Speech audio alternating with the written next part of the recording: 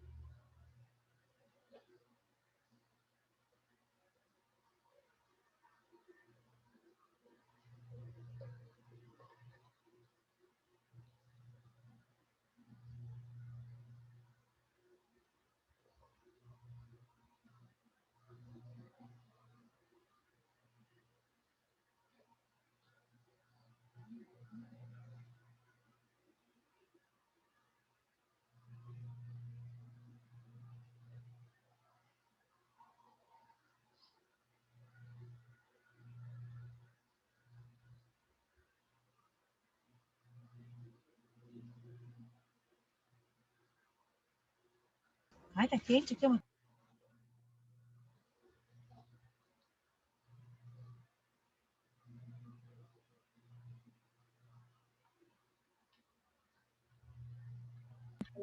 Oi, Alice, estou a caminho de casa, tá? Eu botei no carro para acompanhar a aula. Tá, mas nem esquenta, ô Luiz. Por enquanto só tá tu e o Eduardo, ninguém apareceu ainda. E uns 20 minutos, 15 minutos estou em casa já. Tá, tranquilo.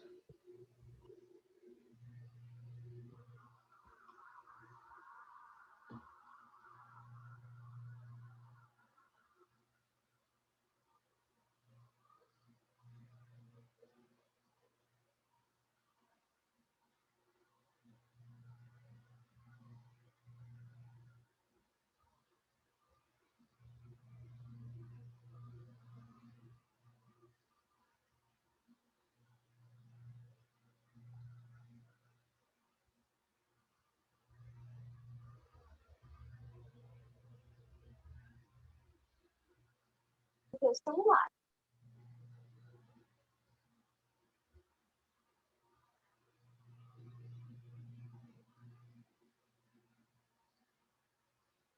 Boa noite. Boa noite. Professor, eu te mandei o trabalho aí no WhatsApp. Tá, já baixei, já baixei.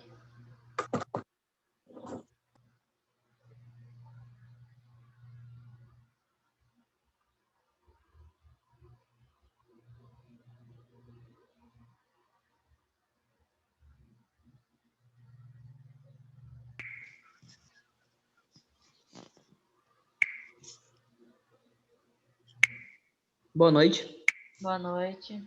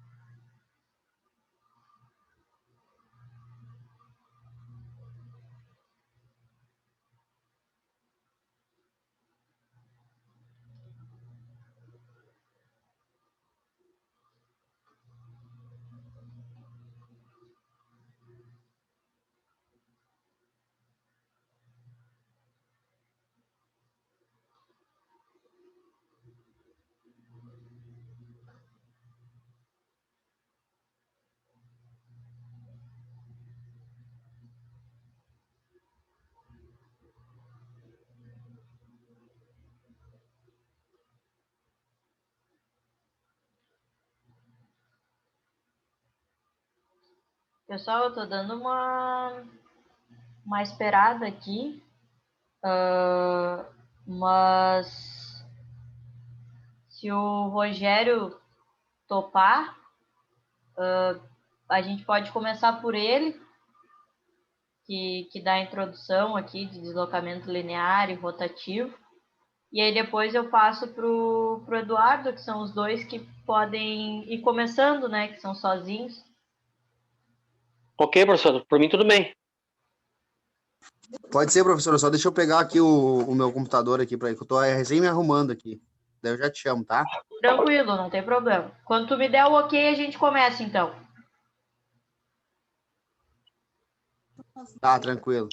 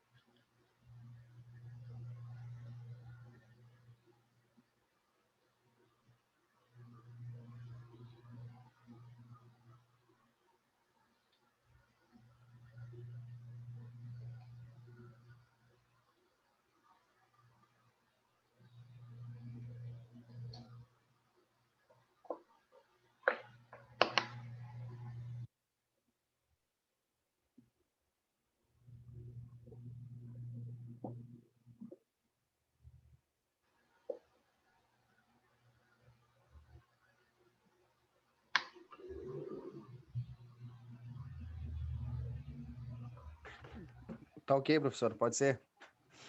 Ok? Ok. Então tá. Pessoal, vamos dando início, então, às nossas apresentações. Último dia, né, de apresentação. para encerrar essa parte de atuadores. A partir da semana que vem, a gente vai focar em controladores. Tá? Então, para começar, o Rogério vai apresentar para a gente o trabalho dele sobre deslocamento linear e deslocamento rotativo, que vai introduzir basicamente todos os trabalhos que serão apresentados hoje. Tá? Deixa eu compartilhar a tela aqui. É a apresentação que tu me mandou, né, Rogério? Sim, essa daí. Tranquilo, então tudo contigo. Primeiramente, boa noite a todos. Então, válvula de deslocamento linear da haste. Define-se por válvula de deslocamento linear a válvula na qual a peça móvel vedante descreve um movimento retilíneo, acionada por uma haste deslizante. Para cada tipo de processo ou fluido, sempre temos pelo menos um tipo de válvula que satisfaça os requisitos técnicos de processos independentes da consideração econômica. Cada um desses tipos de válvulas possuem as suas vantagens e desvantagens e limitações para este ou aquele processo. Válvula de deslocamento rotativo da haste. Nos últimos anos, tem-se notado um substancial aumento no uso das válvulas, denominadas rotativas. Basicamente, esse tipo de válvulas apresentam vantagens e desvantagens. O outro slide aqui. Eu fui muito ligeiro. Desculpa. Não tem problema. Nos últimos anos, tem-se notado um substancial aumento no uso das válvulas, denominadas rotativas. Basicamente, esse tipo de válvulas apresentam vantagens e desvantagens. Nas vantagens, podemos considerar o baixo peso em relação aos outros tipos de válvula, desenho simples, capacidade relativa, maior de fluxo, custo inicial mais baixo, etc.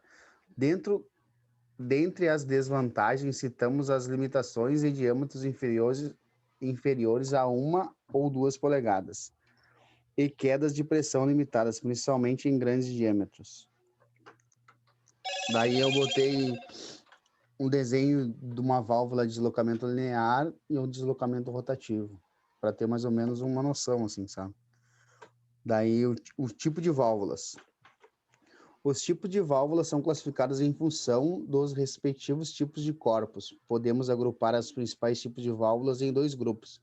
O deslocamento linear, que é a válvula globo convencional, globo 3 vias, globo gaiola, globo angular, diafragma e bipartido, e a guilhotina. Deslocamento rotativo, borboleta, esfera, obturador excêntrico, segmento de esferas.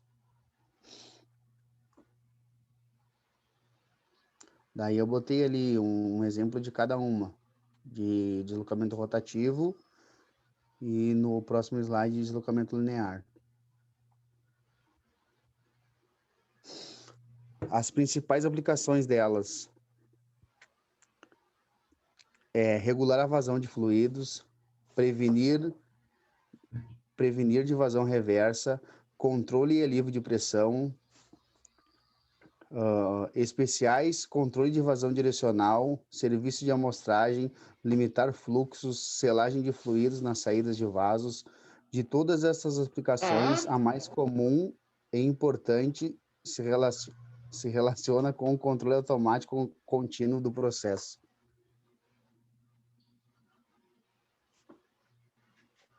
Certo, Rogério. A gente já tinha falado um pouco, né, de deslocamento rotativo, deslocamento linear, citado algumas coisas. Só quis trazer isso de novo até para a gente introduzir os trabalhos. A gente vai ter trabalho apresentando a gaveta, globo, borboleta, questão dos cilindros. Então, todos eles têm essa questão de deslocamento linear, deslocamento rotativo, né? Então, por isso, de trazer isso, e tu trouxe isso para a gente, com a explicação deles, e também já trazendo alguns tipos de válvula, né? Obrigada, Rogério. Eu que agradeço. Desculpa alguma coisa, viu? Não, capaz.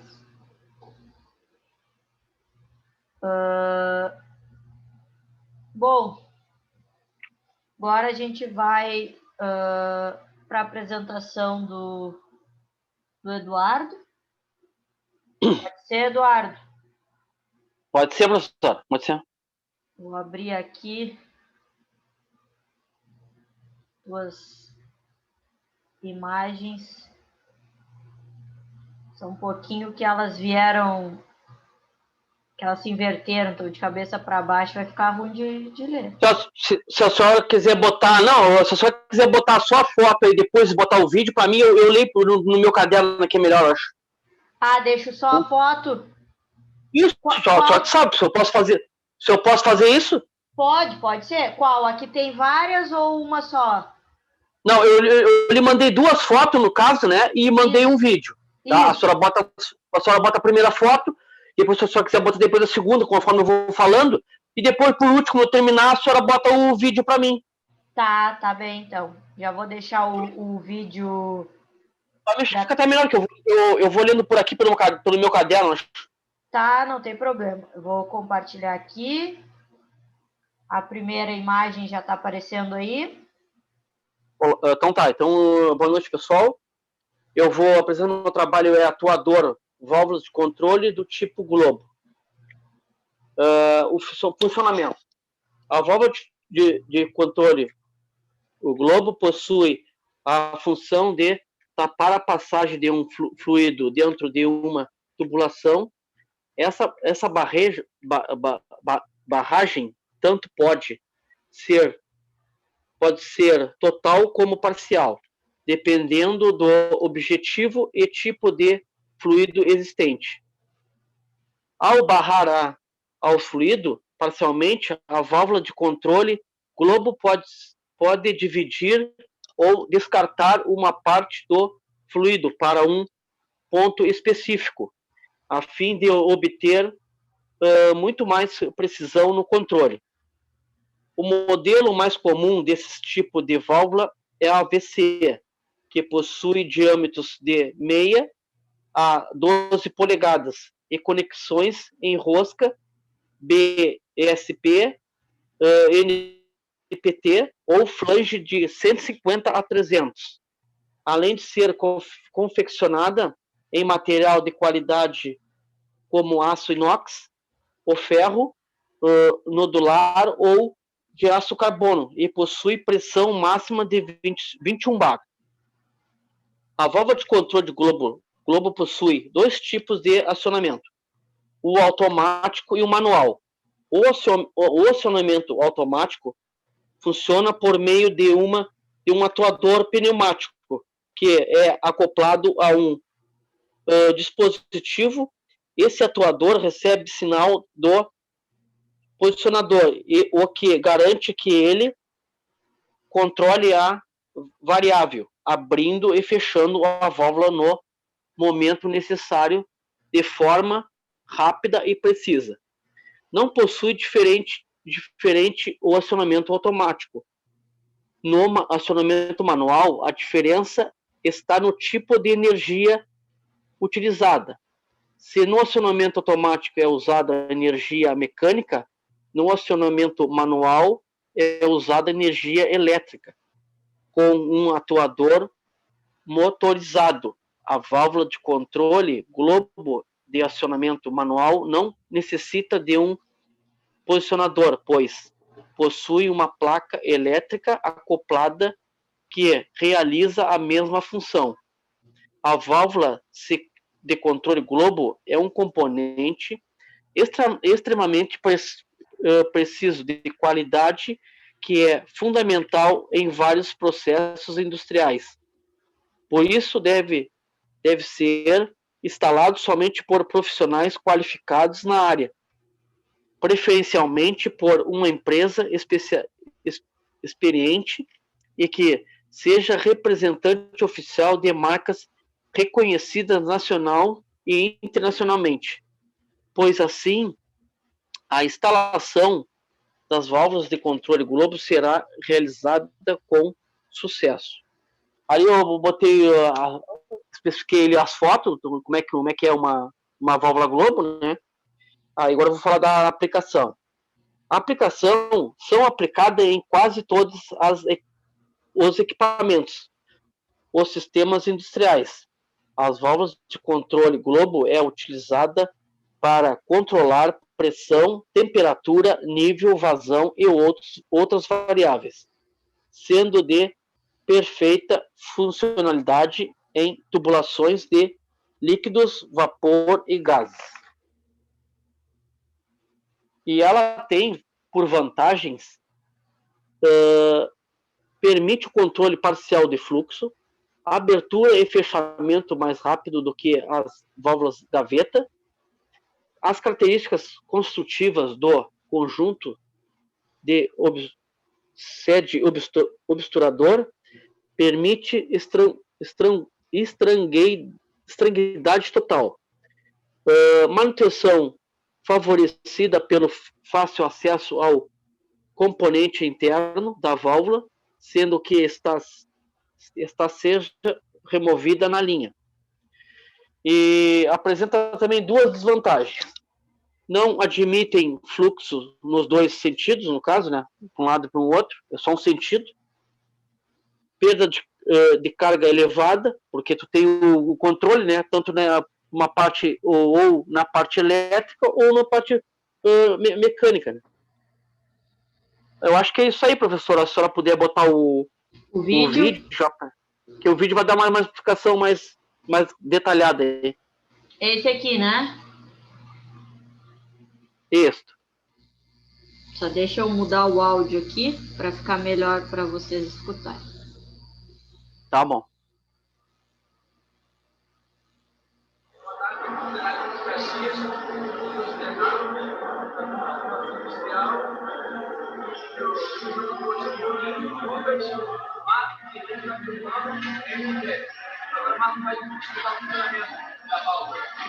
Boa tarde, pessoal. Aqui temos uma válvula de tipo globo. Ela é com deslocamento linear e normalmente fechada. Por que normalmente fechada? Porque quando colocamos o ar comprimido no orifício da válvula, ela faz com que o pistão ele avance, liberando a passagem do fluido. E quando esse ar ele cessa, o pistão ele volta para sua posição inicial, bloqueando a passagem do fluido. Por isso ela é uma válvula normalmente fechada, porque ela controla a passagem do fluido. É isso aí, galera. Deixe seu like. Muito obrigado.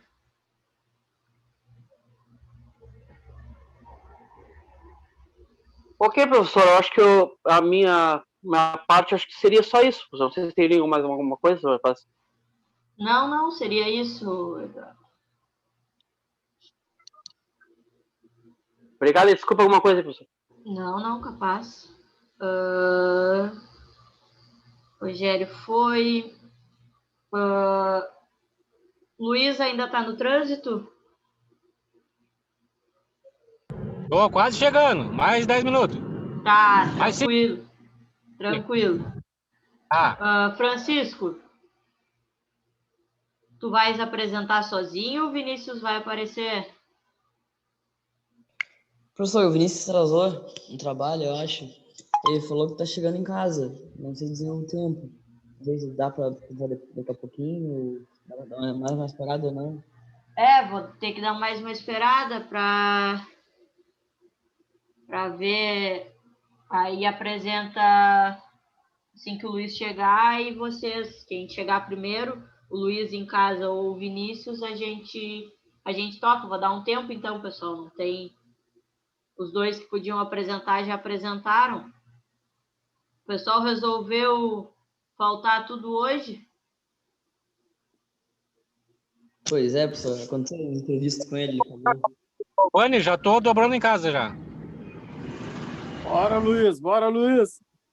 Tô chegando, louco. Relaxa. Não precisa correr também no trânsito aí por causa do trabalho. Não. Não corre aí, meu. Professor.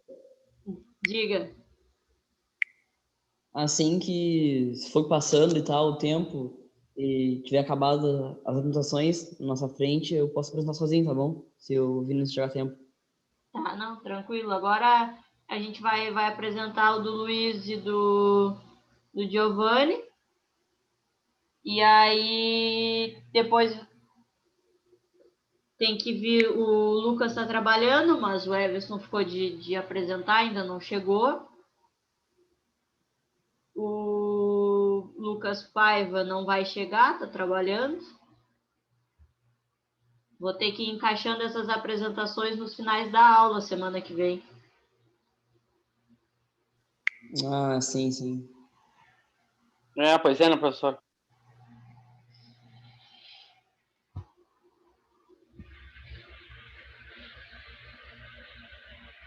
Boa noite, boa noite.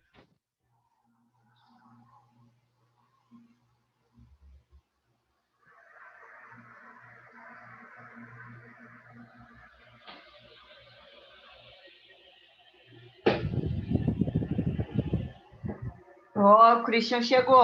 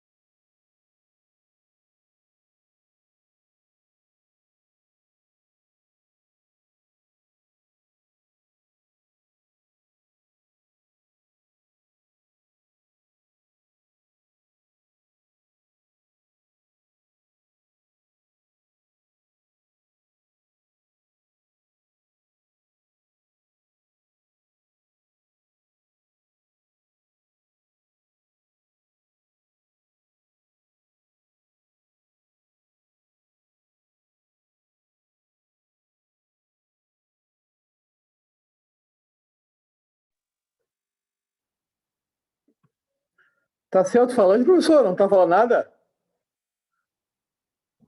Oi, Alice, já estou a postos. Christian, a gente estava esperando porque o Rogério e o Eduardo já apresentaram, e aí a gente estava esperando o Luiz chegar em casa para ele e o Giovanni apresentarem. O pessoal boicotou, não está vindo apresentar o trabalho hoje. Ah, eu tô aqui. Eu sei, a tua dupla me avisou que vai se atrasar um pouco.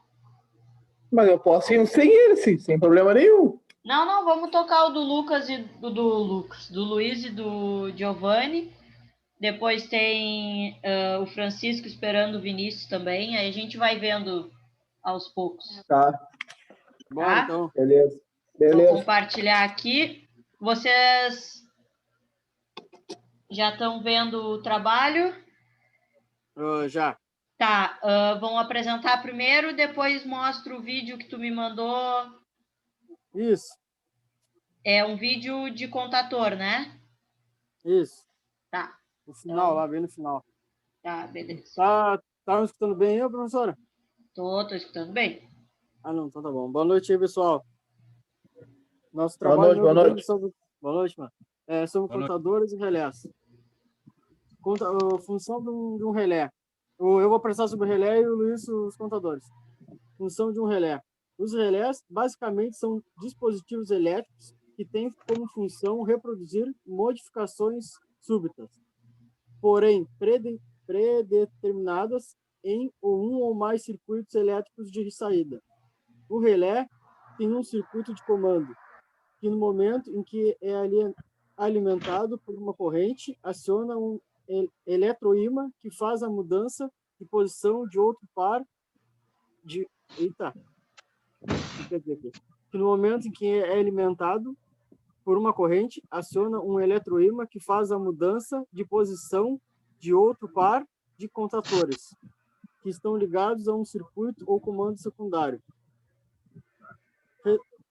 Resumidamente, podemos dizer que todo relé se configura como um contato que abre e fecha de acordo com algum determinado fator ou configuração.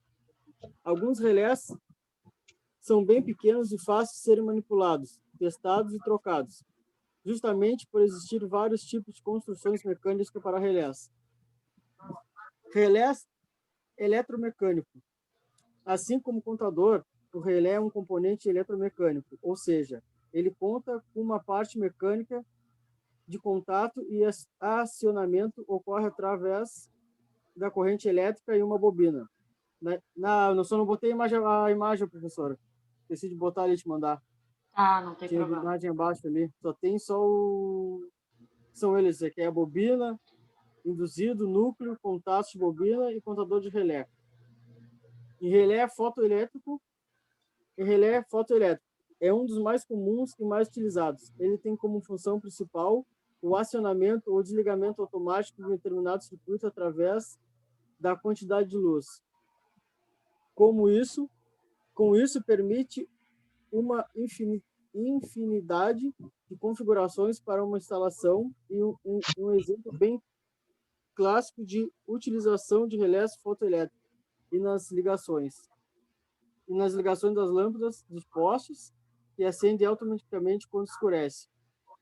Tipos de relés: relé de estado sólido, relé de tempo, relé térmico, relé auxiliar, relé de sobrecarga, relé acoplador, relés automotivos, relés de proteção, relé falta de fase. Esses são alguns tipos de relés elétricos que existem. E os relés podem ser classificados como relés eletromecânicos ou relés microprocessados. Mas o princípio de funcionamento de relé é o mesmo. Ou seja, a diferença está no tipo de acionamento que é diferenciado de acordo com a sua função. As vantagens. Tem como vantagem poder isolar inteiramente o circuito de controle de circuito controlado. Realiza funções complexas de comutação e também pode controlar correntes nos dois sentidos. É resistente a surtos e ruídos, não provoca correntes de fugas. O relé eletrônico, além de controlar qualquer intensidade de corrente, também pode operar com corrente contínua e alternada. E as desvantagens do relé eletrônico está na operação lenta, arcos produzidos ao se acionar os contatos, ruídos e confiabilidade. Por tratar-se de sistemas eletromecânicos, são pesados, caros, volumosos e os contatos são sujeitos e repiques. Tem aqui o relé de proteção, botei uma foto ali embaixo, não sei se está aparecendo, professor. Esse aí mesmo. Eu estava olhando no computador aqui.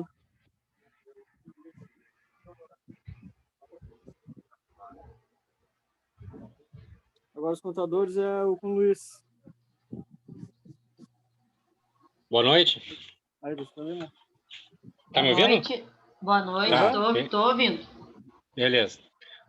Contactores. Tá? Existem diversos dispositivos elétricos e para aqueles com maior potência, normalmente motores e equipamentos industriais. Realizar acionamentos pode ser complicado, afinal, interruptores comuns queimariam facilmente, graças às altas correntes desses circuitos. Por isso, existem os contadores, que apresentam contatos mais adequados ao acionamento e muitas formas de ligar e desligar, equipamentos com maior segurança. Conheça o básico sobre esses equipamentos tão importantes a seguir. O que são? São dispositivos eletromecânicos que permitem o acionamento de cargas que exigem correntes maiores, como motores trifásicos e resistências industriais. Por exemplo, semelhantes aos relés, os contadores possuem uma bobina, um núcleo e um conjunto de contatos de força e de comando. Essas partes, em conjunto, são responsáveis pelo funcionamento do dispositivo, graças ao eletromagnetismo. Fenômeno este responsável pelo acionamento dos contatos, os quais ligam e desligam equipamentos elétricos a eles conectados. Como funciona? Os contadores de potência atuam principalmente em sistema trifásico, isto é, sistemas que fornecem grandes correntes elétricas e onde os equipamentos precisam de 3 linhas de fase para funcionamento.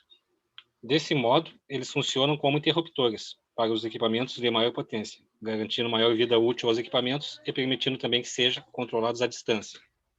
Assim, os contatores conferem mais segurança e facilidade de manuseio de equipamentos que podem apresentar perigos aos profissionais da área elétrica. Tipos de contactores. De contatos da contactora. Tipos de contato.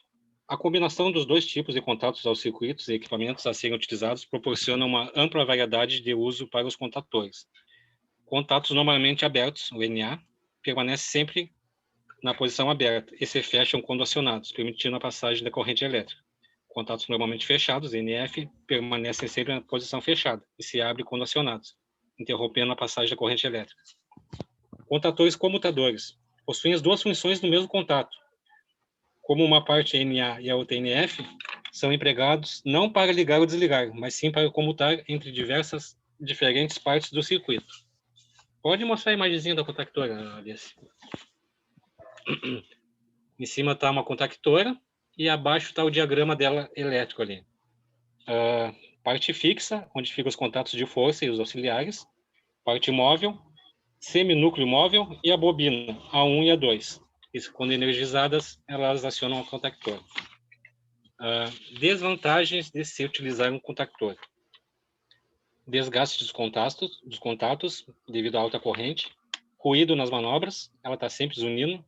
Baixa velocidade de ligação, de 10 a 50 ms. Milissegundos. Milissegundos, isso. As vantagens do emprego do contactor. Apresentam as seguintes vantagens. Comando à distância. Elevado número de manobras. Grande vida útil mecânica. Pequeno espaço para montagem. Garantia de contato imediato. Tensão de operação de 85% a 110% da tensão nominal prevista para o contator. Aí embaixo tem um videozinho ali, acho que de 5 minutinhos, que mostra bem legal como é o funcionamento de uma contactora.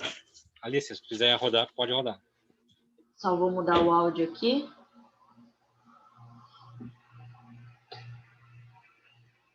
É bem legal, eu não tinha visto por esse ângulo ainda.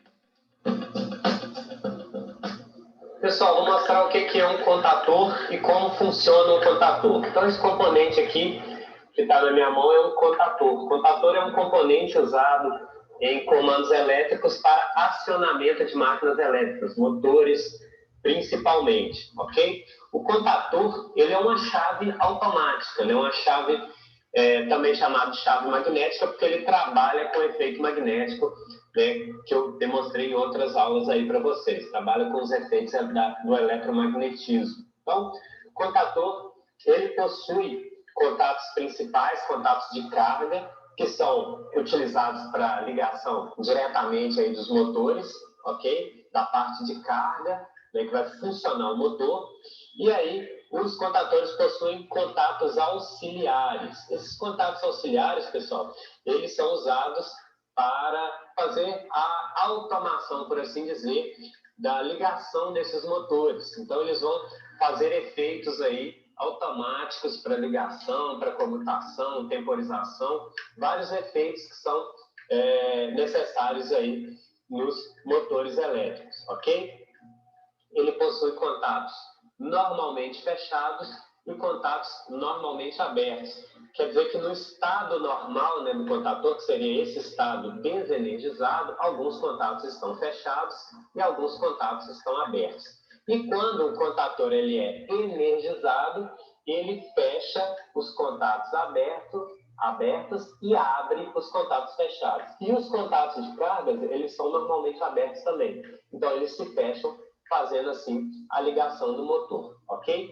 Internamente, né, o contator, ele possui uma bobina de cobre, ok?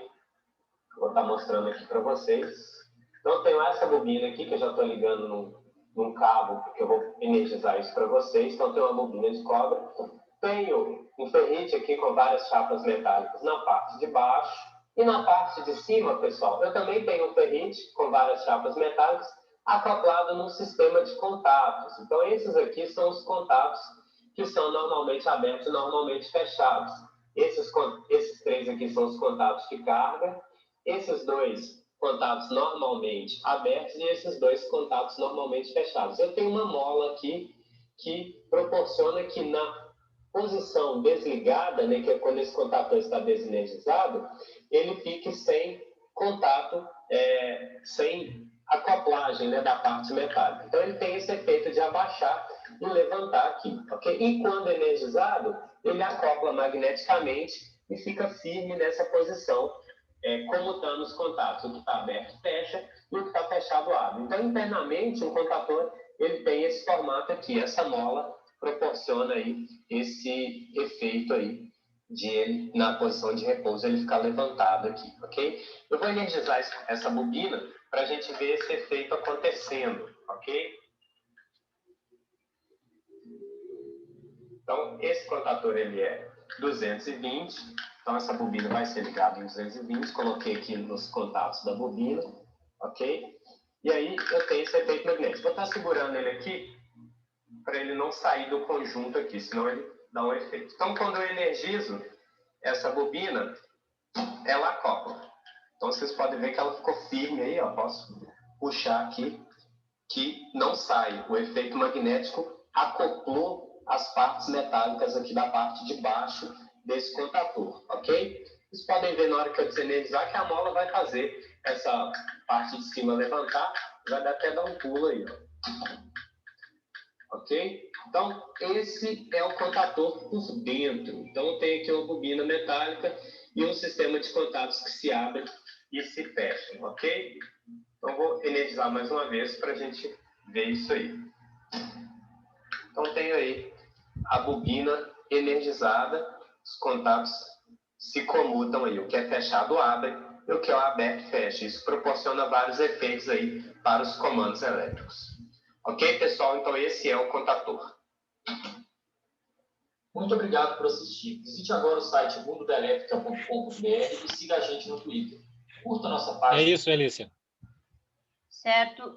Eu não tinha esse lado também, assim, um vídeo semelhante a esse, eu não tinha visto. Bem legal. Achei bem legal. Eu não tinha visto. Funcionamento bem legal. Uhum. Bem didático mesmo. Esse Beleza, mundo da elétrica tem um material muito bom, assim, quem gosta de assistir vídeos na sua área, eles têm um material muito bom, bem didático mesmo.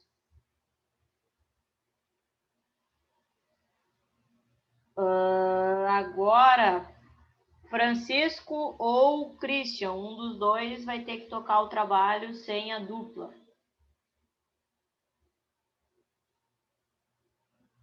Tira 2 ou 1 aí, gurizada. Não se preocupem que a dupla não vai perder nota, tá? É só pelo coisa de apresentar sozinho. Posso começar? Vai, deixa eu botar aqui na tela aqui.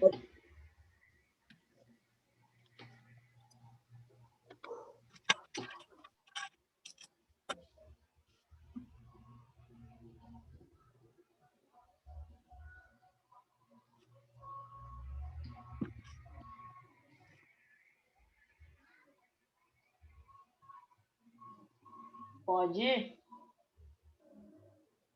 Deu. Tá, primeiramente, boa noite para todo mundo aí. O nosso trabalho é sobre os motores elétricos.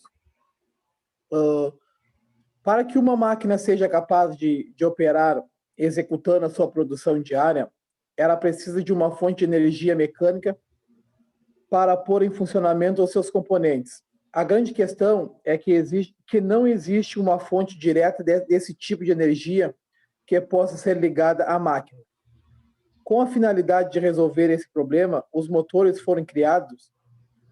Podemos descrever o motor como um dispositivo desenvolvendo com a finalidade de converter energia de modo que ela possa ser utilizada para a operação de diversos equipamentos, como máquinas, carros e turbinas. Um motor elétrico, por sua vez, tem a capacidade de converter energia elétrica em energia mecânica.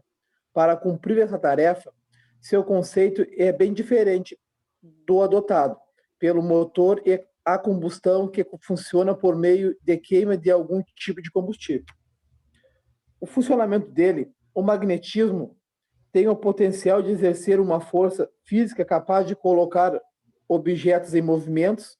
Esse conceito que, à primeira vista, aparenta ser simples. É a ideia que explica o funcionamento de um motor elétrico. Para que isso seja possível, porém, a utilização de ímãs com a capacidade de atração e repulsão é necessária. De um modo resumido, podemos dizer que para que este equipamento funcione, ele precisa de ímãs naturais e artificiais, que são criados apenas quando o dispositivo é conectado a uma corrente elétrica. Seu funcionamento é simples. Quando o dispositivo é conectado à corrente elétrica, ele chega a uma bobina posicionada dentro de uma peça chamada rotor. Quando a bobina recebe essa energia, ela se torna um eletroímã que passa a emitir um campo eletromagnético que entra em um processo de repulsão com o campo gerado pelos ímãs naturais, levando assim o rotor a girar. É importante ressaltar que os polos encontrarem um alinhado. O movimento do rotor será encerrado. E um problema que é evitado graças à inversão da polaridade apresenta pela bobina. Essa inversão é causada por uma fonte de alimentação e também é responsável por definir o tipo do dispositivo, que existem dois tipos diferentes de correntes elétricas, a alternada e a contínua. Os motores elétricos são categorizados de acordo com o tipo de corrente que utilizam. Os motores de corrente alternada, dadas as suas características e vantagens, o motor elétrico com corrente alternada é o tipo mais utilizado. Isso ocorre porque a corrente alternada naturalmente inverte a variação de seu fluxo, várias vezes por segundo, e isso impede que a repulsão dos polos necessária para o funcionamento do dispositivo seja interrompida. Por ser amplamente utilizado esse tipo de motor, tem uma série de funções. Suas aplicações se estendem desde girar as hélices de um ventilador até possibilitar o funcionamento de máquinas avançadas de alta precisão. O motor de corrente contínua, embora a corrente alternada seja muito eficiente em algumas localidades, ela não está disponível. Ou seja, o seu acesso é tão complexo que não vale a pena o esforço em uma situação como essa. O motor de corrente contínua é uma opção muito interessante. Esse tipo de dispositivo retira energia elétrica de batedeiras como essas correntes não se alternam por conta própria. O processo de inversão é feito por uma peça conhecida como comutador, que deve ser instalada dentro do eletroímã.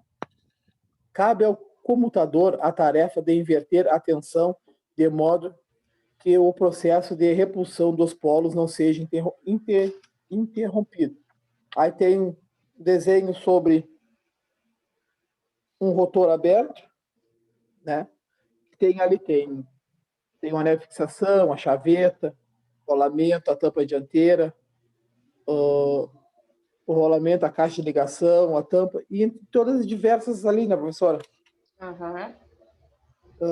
E nas aplicações, os motores elétricos são máquinas elétricas que, de alguma forma, estão no nosso dia a dia, pois existe infinidade de aplicações para motores elétricos. Eles podem ser usados em furadeiras, tornos, esteiras, rolantes, máquinas de cortar cabelo, micro-ondas, geladeiras, computadores, impressoras, e entre outras mais.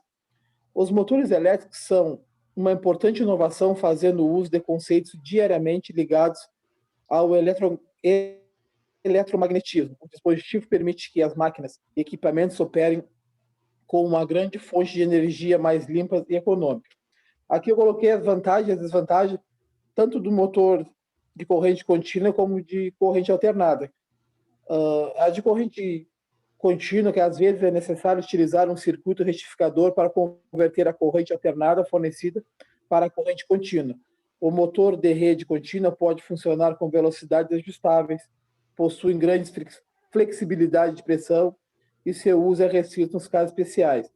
E nos motores de corrente alternada são os mais utilizados devido à distribuição de energia elétrica ser feita em corrente alternada, e eles possuem um campo de maior intensidade. E era isso. Certo.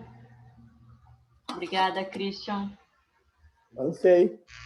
Cansou, não tinha com quem dividir a fala.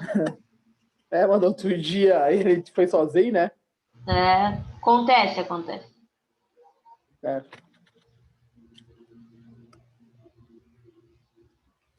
Francisco, alguma notícia do Vinícius? Pois é, professor, não chegou ainda, mas se quiser, vamos tocar então já, vamos apresentar.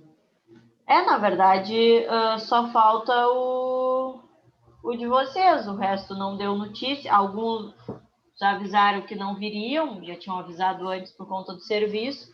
Só o Everton mesmo que não respondeu. Então, faltando o teu para a gente encerrar as apresentações hoje.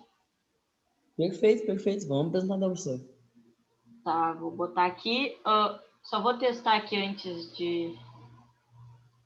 Tá bem. Professor, eu vi nos slides que eu te mandei, tem uns 3 vídeos. Não sei se vai rodar. Aí, se não rodar, eu te falo qual que tem que botar, tá?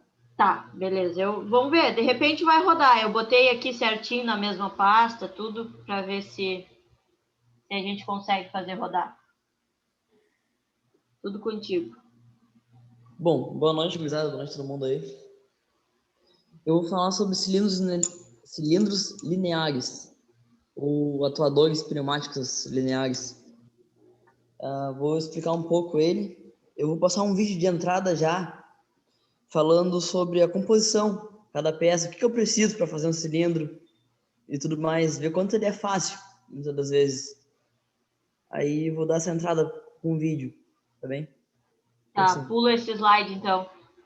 Pode pular.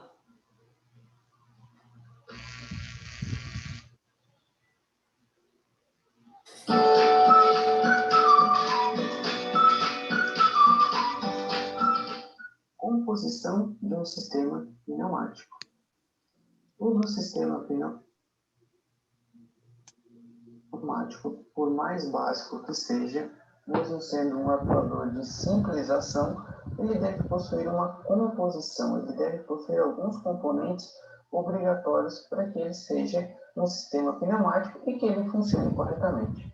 Então, necessitamos do grupo de fonte de energia, grupo de geração, grupo de controle, o grupo de ligação irá fazer a ligação do grupo de geração no grupo de controle e no grupo de atuação e o trabalho.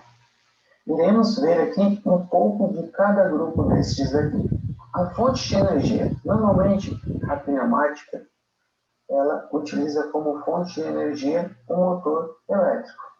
Então, o nosso motor elétrico liga o nosso compressor e já iremos verificar que é o nosso grupo de geração. Porém, também podemos estar utilizando a energia térmica, o nosso motor a combustão. Então, é possível possuir compressores ligados a motores de combustão.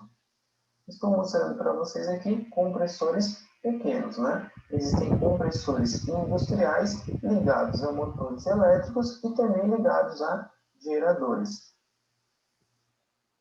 O nosso grupo de geração é aquele que transforma a energia elétrica numa energia mecânica, que é o movimento do compressor, e esse compressor transforma essa energia mecânica em energia pneumática, que é utilizada na pneumática. Esse grupo ele é constituído pelos compressores, como este daqui, que é um compressor de parafusos da área industrial, e outros componentes, que são os grupos de componentes de preparação do ar comprimido, como um secador, um reservatório de ar comprimido e uma unidade de conservação de ar comprimido, o famoso lubrifilme. Já o grupo de controle é um dos grupos mais importantes, porque é ele que controla e direciona a energia pneumática. Ele compõe-se de válvulas direcionais e válvulas auxiliares. Essas válvulas auxiliares, elas regulam a vazão e a pressão. Aqui nós possuímos uma válvula direcional, 5 por 2 vias duplo piloto, uma válvula 3 por 2 vias acionada por rolete, uma válvula reguladora de fluxo unidirecional, aqui um elemento E, e aqui uma válvula 3 por 2 acionada por botão. Já no grupo de atuação, o grupo de atuação é aquele grupo em que encontramos os atuadores, que tanto podem ser os nossos cilindros pneumáticos de simples ação ou de dupla ação, os nossos osciladores e os nossos motores pneumáticos, assim como outros elementos que também realizam trabalho, como os músculos pneumáticos ou as ventosas. Aqui está o nosso grupo de ligação. Ele é o responsável pela transmissão da energia pneumática e ele é composto por conexões, tubos e mangueiras. Então, aqui nós possuímos um T pneumático, uma união pneumática, uma conexão reta, uma conexão em cotovelo, o nosso tubo pneumático, chamamos de mangueira, e aqui as nossas tubulações mais novas de PPR, né?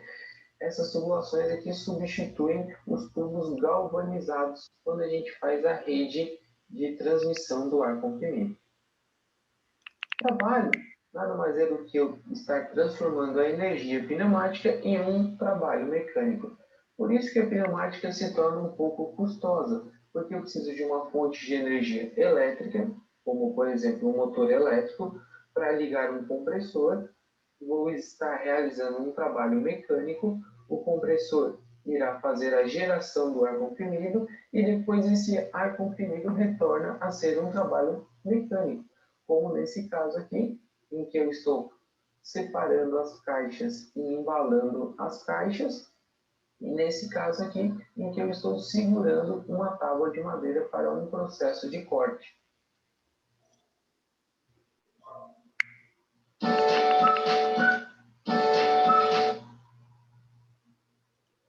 Bom, a princípio a gente tratou um pouco dos conceitos, como cada situação. Agora, em dia de trabalho, eu vou falar sobre um pouco dos cilindros simples de dupla ação. E até acrescentei mais dois, que é o da haste passante e o cilindro sem haste, que é bem interessante também para adquirir esse conhecimento. O que é um cilindro pneumático? Um cilindro pneumático é um tipo de dispositivo usado para gerar força a partir de energia do gás sob pressão. O cilindro pneumático básico consiste de uma câmara cilíndrica com um pistão móvel e de admissão a canais de escape. Quando o ar comprimido ou outro gás é bombeado para o fundo do cilindro, o gás expande, empurrando para cima o pistão móvel e gerando a força. Pode mudar, professor. Bom, os cilindros pneumáticos, também conhecidos como cilindro de ar, têm vantagens sobre os cilindros hidráulicos. Em alguns casos, são mais usados. Vale ressaltar que os cilindros pneumáticos fazem parte do grupo de atuadores pneumáticos. Existem milhares de aplicações industriais que exigem um movimento linear durante uma sequência de operação. Uma das maneiras mais comuns de conseguir isso é com o cilindro pneumático. Existem muitos modelos, cilindros de simples ação, dupla ação, cilindro sem haste e cilindro de haste passante. Que a gente vai ver os modelos, as imagens e até os vídeos mostrando como eles são.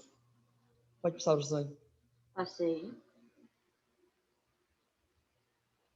Bom, o cilindro pneumático consiste em um pistão e uma haste que se movem dentro de uma câmara fechada. Mesmo assim, existe uma grande variedade de técnicas e materiais de construção para atender uma ampla gama de aplicativos e preferência do usuário. O material do corpo pode ser de alumínio, aço inoxidável e até mesmo certos polímeros. A construção pode ser não reparável ou reparável. Este estilo de atuador pode ser subdividido em certos tipos com base no princípio de operação: ação simples e dupla ação. Pode passar, professor. Bom, na imagem, esse é um cilindro pneumático. Ele é um cilindro de dupla ação, pelo que eu pude ver. Cadê? Tem a camisa, as portas de ar comprimido. Tem 2 portas de ar comprimido nele. Uma de entrada e uma de saída. Aí torna o cilindro de duplação por isso. Pode passar, professor. Bom, quais que são as vantagens dele? Primeiramente, o uso do ar comprimido como fonte geradora de energia em movimento, podemos destacar algumas vantagens que derivam armazenamento fácil, presença abundante no ambiente e praticamente infinita. Não apresenta risco de faísca em ambientes explosivos, não polui, pois é limpo e atóxico. Não necessita de escape para a atmosfera.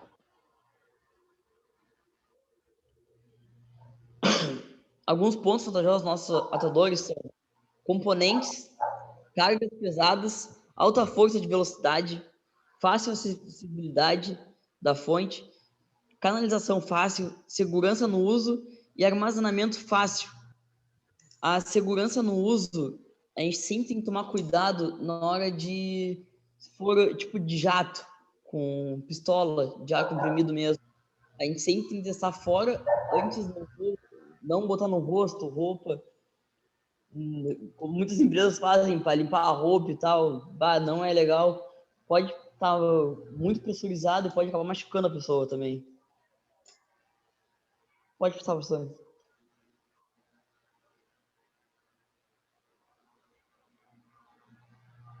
Bom, tinha passado demais. Tá bem. Alta força de velocidade, quando usados em aplicações de controle de movimento linear, onde a alta pressão é um parâmetro muito essencial. Esses atuadores oferecem alta força e velocidade. Fácil acessibilidade da fonte para qualquer sistema pneumático funcionar. O ar é uma fonte importante. A fácil disponibilidade dessa fonte faz com que os atuadores pneumáticos sejam a escolha preferida de muitos. Pode passar, professor. Bom, uma das desvantagens dele é a perda de pressão e compressibilidade do ar, tornando o atuador pneumático menos eficiente do que os outros métodos de movimento linear. As limitações de compressão e entrada de ar significam que as operações com forças mais baixas serão forças mais baixas e velocidades mais lentas. Um compressor deve executar pressão de operação contínua, mesmo que nada se mova. Pode passar, professor. É até interessante ressaltar que no cilindro ele tem uma regulagem. Pelo que eu vi, quase todos os cilindros têm essa regulagem de entrada e saída de ar. Tu consegue definir a entrada e a saída do ar, a velocidade do ar, vamos dizer assim. Vai entrar muito ou pouco. Para ser verdadeiramente eficiente, um atuador pneumático deve ser dimensionado para um trabalho específico. Portanto, ele não pode ser usado para outras aplicações. Controle preciso, eficiência, reguladores e válvulas proporcionais. Mas isso aumenta os custos e a compressibilidade.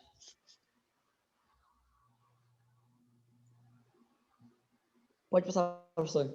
Já passei. Acho que tá com um delay, eu passo aqui, demora. Aqui está bem lento mesmo. Mesmo que o ar esteja parcialmente disponível para ser usado no atuador pneumático, ele pode ser contaminado por óleo ou lubrificação, levando ao tempo de inatividade e manutenção. As empresas ainda precisam pagar por ar comprimido, tornando-se um consumível. E o compressor e as linhas são outro problema de manutenção. É uma manutenção bem rara, vamos dizer assim, porque é pouca essa manutenção. Por isso que ele é tão eficiente, a questão de ar comprimido. Ele tem um alto pico também, quando parte o compressor, dependendo do tamanho do compressor, claro. Bom, eu vou mostrar um pouco dos atuadores, de simples e duplação. É um vídeo esse. Dando sequência ao nosso curso de especialista em eletropneumática, eu vou falar para vocês sobre cilindros pneumáticos ou pistão pneumático. Eu vou estar falando sobre a diferença do simples ação e o de dupla ação.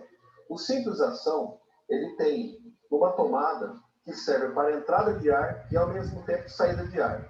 Quando você aplica pressão nessa entrada, automaticamente o cilindro avança. Quem faz o retorno é através de uma mola interna dessa camisa. Quando você tira a pressão daqui, automaticamente a haste recua através da mola interna que tem dentro da camisa. Já o pistão de duplação, ele possui tanto uma entrada aqui como uma entrada deste lado, que serve também como saída. Quando você injeta a pressão na entrada, ele avança. Quando você injeta a pressão na saída, ele recua. O que faz a diferença entre um e o outro, entre o de duplação e o de sincronização, é propriamente a pressão a ser inserida e ser retirada através das câmaras. Nós temos aqui internamente a haste, o êmbolo, que faz com que ele avance ou recue através das pressões a serem inseridas nas tomadas. Importante lembrar que este cilindro possui uma válvula agulha que controla a velocidade, que controla a vazão, tanto no avanço como no retorno. Então, ela tem essa função. Ela é muito usada em equipamentos que não podem ter soco. Então, você controla o avanço e você controla o recuo também. Aqui eu tenho um cilindro de duplação desmontado. Então, eu tenho aqui a haste, o êmbolo, que faz a função com que ele avance ou recue. Eu tenho aqui também as flanges, que recebem alimentação e saída de ar. E eu tenho também a camisa. Com o tempo, há necessidade de trocar o meu cilindro, porque há um desgaste nessa camisa. Mesmo que você troque os anéis, os retentores, chega uma hora que, dependendo do tipo do cilindro, ele não funciona mais. Então, não compensa você estar dando um passe na camisa, a não ser que for cilindros hidráulicos, que a parede é mais grossa. Já o pneumático, o ideal é você substituir o seu cilindro. Bom, se você gostou desse vídeo, acesse o nosso portal. Dando sequência ao nosso curso de especialista em eletropneumática, eu vou falar para vocês sobre cilindros pneumáticos ou pistão pneumático. Se puder pular esse aí. Aí mesmo, professor. Se puder pular esse, professor. Pulou esse slide? Isso, por favor, que ele acabou de explicar no vídeo. Bom, eu queria mostrar o diagrama para vocês, como é que ele é, e o desenho da simbologia ali embaixo. É assim a especificação e o cilindro. O azul é a entrada de ar dele, que esse é um cilindro de simplização. Então, só entra, não volta, é com retorno por mola, que a gente pode ver no diagrama dele. E o próximo é o 16, professor, se puder pular. Aí, isso. Esse é um cilindro de duplação. É o vermelho, onde está, e o azul são as válvulas dele, onde entra o ar, como explicou no vídeo. E a simbologia dele está ali no cantinho, ali embaixo. Esse é o cilindro de duplação. Agora pode pular, professor, por favor. Bom, o cilindro sem haste. Como o nome diz, o cilindro sem haste não tem uma haste, sendo construído como uma guia deslizando acima da camisa do cilindro. A guia deslizando é conectada com o pistão interno, por meio direto através de uma cinta, ou indiretamente através de ímãs magnéticos, presentes no pistão ou na guia. Pode passar, professor. Bom, esse é o cilindro, a foto dele, como ele é. Esse cilindro, a gente vai apresentar agora um vídeo mostrando como ele é e os detalhes mais sobre ele também. Isso mesmo, professor.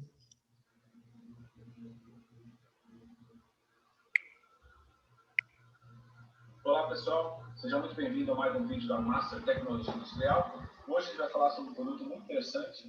É um cilindro sem haste. Né?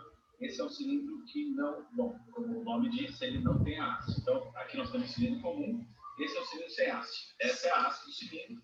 esse cilindro não tem uma haste, ele tem um êmbolo, como todo um pistão, né? Como todo cilindro, e o pistão se comunica a essa guia que se move de um lado para o outro, mas não tem haste.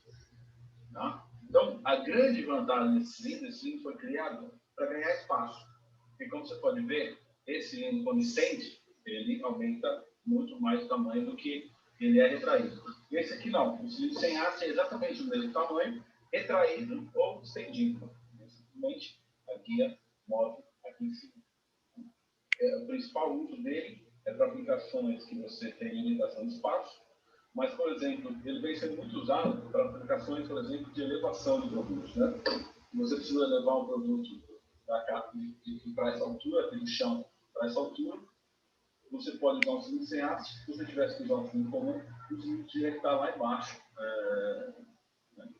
E não seria viável.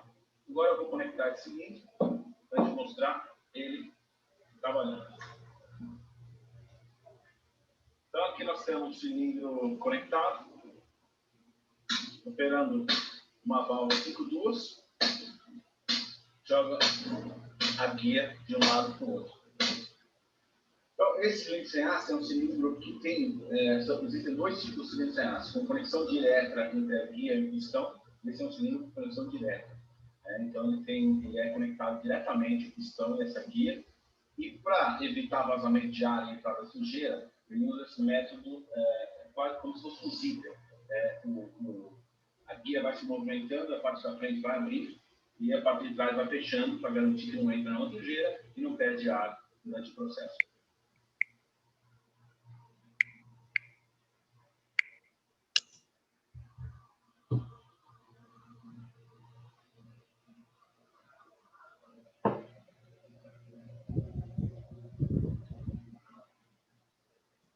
O outro tipo de cilindro sem haste é um cilindro magnético, onde a conexão entre a guia e o pistão é indireta, ou seja, ela é feita através do campo magnético, ou seja, dois ímãs, um na guia, um pistão, e o ímã faz levar. Esse tipo de cilindro é muito mais comum, ele é mais robusto, porque o cilindro magnético, se colocar muita carga, muita força, ele pode desconectar o pistão magnético da guia. Esse aqui não acontece. Então, é isso do nosso vídeo de hoje. Espero que tenha gostado. Qualquer dúvida, sugestão, por favor, deixar aqui seus comentários. Professor, pode pular esse aí. Por favor. Aí. Bom, a força real do atuador será de 3 a 20% a menos devido às perdas da pressão do sistema. Uma boa regra a ser usada ao dimensionar um cilindro é selecionar um atuador que tenha cerca de 25% a mais de força disponível do que o necessário para o trabalho. A velocidade na qual o cilindro pode mover uma carga está diretamente relacionada à velocidade que o ar comprimido pode fluir através do sistema pneumático para o pistão para fazê-lo se mover. Bom, essa aí é uma linha, é o filtro de linha, a válvula solenoide e um cilindro. É um diagrama de ligação dele. Como ele passa pelo filtro de linha, vai para a válvula solenoide, da válvula solenoide vai para o cilindro. Bom, a princípio, nosso trabalho foi esse, sobre esses cilindros. Os atuadores lineares também, né, que são eles, são capazes de operar de maneira semelhante com os cilindros hidráulicos. Possuem sua concepção simples e limpa, além de serem capazes de se mover muito mais rapidamente, o que pode ser útil em muitas aplicações industriais, como até em empresas alimentícias é muito usado esse cilindro. Pelo menos na de farinha, onde eu trabalhava, toda a parte, a gente não tem cilindro hidráulico lá. É tudo pneumático, tudo sob ar comprimido. Para não ter poluição, não ter vazamento, não ter esse perigo nessa empresa. Bom, nosso trabalho é esse, professor. Se tiver alguma dúvida, alguma coisa que eu possa ressaltar sobre ele. Não, Francisco, muito obrigado. Eu já tinha ouvido falar sobre o cilindro sem haste, mas não tanto que nem tu trouxe com o vídeo e tal, muito, muito interessante. Esse eu realmente não não conhecia muito sobre. Então, para mim, foi bem interessante, principalmente essa parte da apresentação, que me trouxe algo realmente novo. Sim, além de tudo, ele ocupa menos espaço, né? Tu consegue encaixar ele em lugares que um cilindro normal não costuma entrar, né? Então, ele é bem útil nesse caso. Sim, sim. E essa questão que tu falou da poluição, da parte pneumática ser mais utilizada do que a hidráulica, a gente falou um pouco até na aula de ontem, não só da parte da poluição, mas da questão do perigo de incêndio, né? Então, são características que fazem a parte pneumática ser mais utilizada do que a hidráulica, né? Principalmente nessas empresas. É verdade mesmo. É muito mais utilizado mesmo. Certo, pessoal. Ia falar alguma coisa, Francisco? Pode tocar, você pode tocar. Não, o que a gente tinha de apresentação para hoje era isso. O Everton, pelo jeito, se perdeu, botou lá no grupo, sei lá. E os outros 2 grupos já tinham me avisado que não apresentariam, então ficamos com as apresentações reduzidas hoje. Eu vou ver como que eu vou encaixar elas durante a semana que vem. Tá? Agradeço vocês mais uma vez e bom final de semana. Nos vemos segunda-feira. Tá? Se cuidem aí. Ok, valeu. Obrigado, professor. Boa noite. Boa noite, pessoal. Valeu. Boa noite.